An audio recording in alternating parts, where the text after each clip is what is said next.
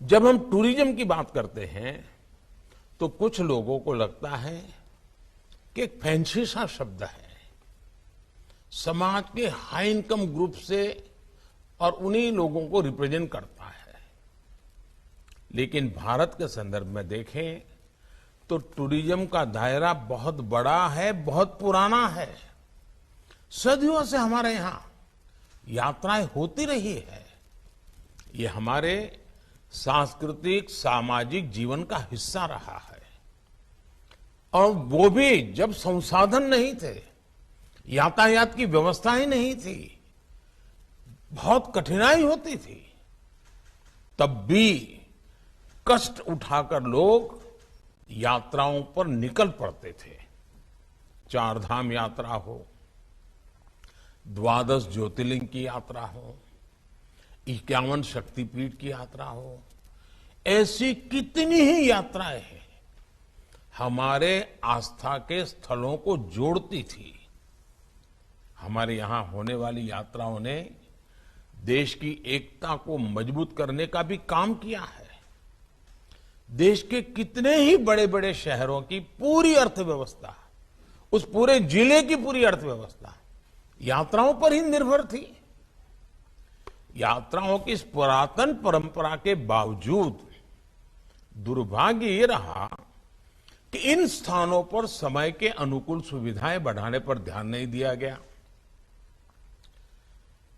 पहले सैकड़ों वर्षों की गुलामी और फिर आजादी के बाद के दशकों में इन स्थानों की राजनीतिक उपेक्षा ने देश का बहुत नुकसान किया। अब आज का भारत इस स्थिति को बदल रहा है। जब यात्रियों के लिए सुविधाएं बढ़ती हैं तो कैसे यात्रियों में आकर्षण बढ़ता है, उनकी संख्या में भारी वृद्धि होती है। और ये भी हम देश में देख रहे हैं। जब वाराणसी में काशी विश्वनाथ धाम का पुनर्निर्माण नहीं हुआ था तो उस समय साल में 70-80 लाख के आसपास ही लोग मंदिर के दर्शन के लिए आते थे।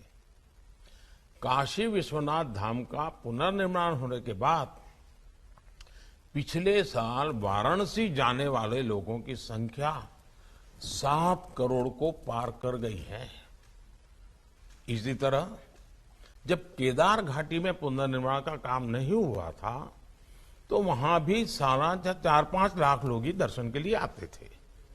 लेकिन पिछले साल 15 लाख से ज्यादा श्रद्धालु बाबा केदार के दर्शन के लिए गए। अगर मेरा गुजरात का पुराना अनुभव है, वहां का भी अनुभव आपसे शेयर करता हूं। गुजरात में पावागढ़ करके एक तीर्थ क्षेत्र है बड़ौदा के पास। जब वहां का पुनर्निर्माण नहीं हुआ था, पुरानी हालत थी, तो मुश्किल से 2000, 5000, 3000 इतनी संख्या में लोग आते थे। लेकिन वहां जीर्णोद्धार हुआ, कुछ इंफ्रास्ट्रक्चर बना, सुविधाएं बनी, तो उस पावागढ़ मंदिर के पुनर्निर्माण के बाद, नवनिर्माण के बाद करीब करीब 80,000 लोग वहां औसतन आते हैं। यानी सुविधाएं बढ़ी तो इसका सीधा प्रभाव यात्रियों की संख्या पर पड़ा। टूरिज्म को बढ़ाने के लिए उसके सराउंडिंग जो चीजें होती वो भी बढ़ने लग गई है। और ज्यादा संख्या में लोगों के आने का अर्थ है स्थानीय स्तर पर कमाई के ज्यादा अवसर, रोजगार स्वरोजगार के ज्यादा मौके। अब देखिए, दुनिया की सबसे ऊंची प्रतिमा स्टैच्यू ऑफ यूनिटी का भी उदाहरण देगा। ये प्रतिमा बनने के बाद 1 साल के भीतर ही 27 लाख लोग उसे देखने के लिए पहुंचे।